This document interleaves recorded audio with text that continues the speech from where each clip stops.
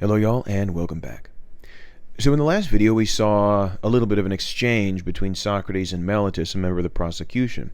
Now, while the exchange is too long for me to read in a video, it is nevertheless by philosophical standards extraordinarily brief and hyper-minimalist. Socrates presents no formal arguments, he defines no terms, and most importantly, he engages in no exposition. He makes a couple claims, but mostly he just asks questions. Despite this fact, though, he brings Meletus pretty quickly to a very specific place. In particular, he brings him to the point where Meletus, and it's worth noting everybody else, realizes that Meletus has no idea what he's talking about. There's an enormous amount going on here, not just with ethics, but also with epistemology, the branch of philosophy that studies knowledge. But for our purposes, we have to show two things right away. Socrates has caused Meletus to realize something about himself. So that's the first thing. He's caused Meletus to realize something about himself, namely that he doesn't know what he's talking about. And second, he's done this without providing Meletus with any information. And this, recall, is exactly the puzzle we had to solve earlier. How do you bring someone to the point where they themselves realize something? If you provide them with information, they're not realizing it. If you observe them realize it, then you're not doing anything. And here we have an answer to that puzzle. How do you bring someone to the point where they make a realization on their own? By asking questions. Here we see the birth of what is forever after in philosophy, rhetoric, law, and indeed all academic disciplines, known as the Socratic method, named, of course, after Socrates. This is usually misunderstood. It's usually kind of practiced where an instructor will have students read stuff, and then in class will kind of ask them questions about what they read instead of lecturing. That's not the Socratic method. That's just review. There's nothing wrong with it, but it's not Socratic method. Socratic method proper is what Socrates is doing here. Through careful questioning, drawing out truths that the person in question knows, and indeed has always known, but has never occurrently thought. So it's employing questions to bring on a realization. And this verb realize, we don't have time to get into all the epistemology of it, but it's fascinating, right? To realize is gaining knowledge that is both new somehow, because you've never thought it before, but nevertheless doesn't come from any outside source. It comes entirely from within. Socrates does this here with Meletus, but this is his basic aim, a general realization, and his basic strategy, the Socratic method, in all of his ethical conversations. And this approach generally rests on three core principles of human psychology.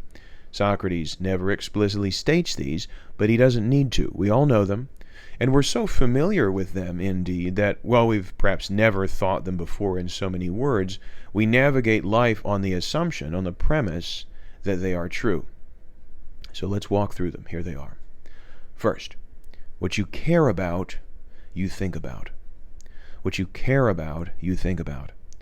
I used to do in class an activity where I asked students to list the 5 things they thought about the most. And I had to abandon it pretty quickly for the simple reason that everybody always gave the same answers: family, friends, work, school, money. Occasionally an enthusiast or hobbyist would say music or sports or coin collecting or the gym or something like that. But for the most part, it was always the same 5 answers over and over. This is what occupies our mind. There's nothing wrong with that. How would you answer that question? Think about it for a second. And now, think about this second question. What 5 things do you care about the most? That list, as you make it, might be substantively different from the first list, the list of things that you think about.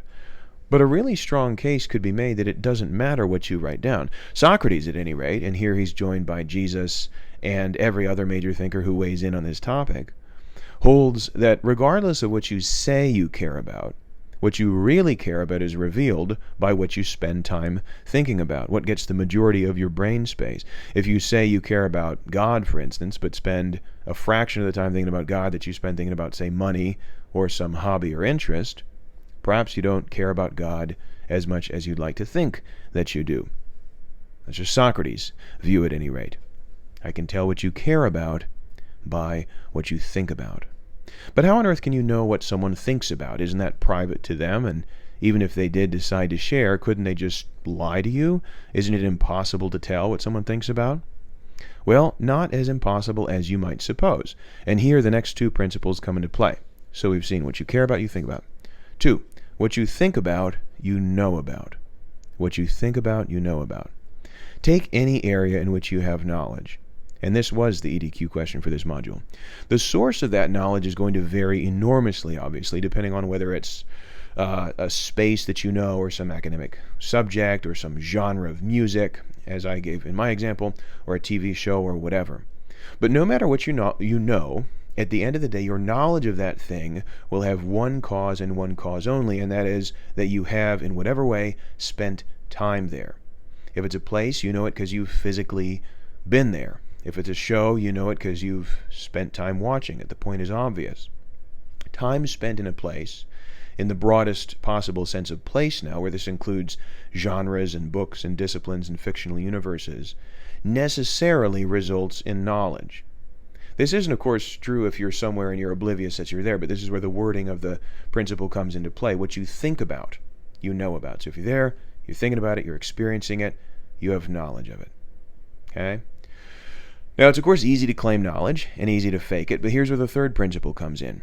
What you know about, you can answer questions about. What you know about, you can answer questions about. Okay? So what you care about, you think about. What you think about, you know about. And what you know about, you can answer questions about. Pretending to know is pretty easy. The polite term for that is BSing. And there's a lot of it. And because it's so useful as a skill, BSing, right, lots of people have become quite proficient at it. If you and I both lack knowledge in an area, and I'm a little bit clever, I can convince you that I know, even though I don't. How do you see through this veneer of knowledge? Well, it's not by having some third person who does know come and start expositing, because they might be making it up too. It's when someone who knows starts asking questions.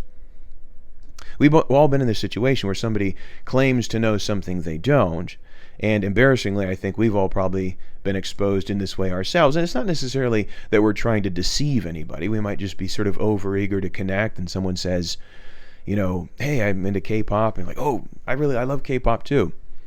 I haven't myself ever made this claim, but supposing I did, just to connect with someone.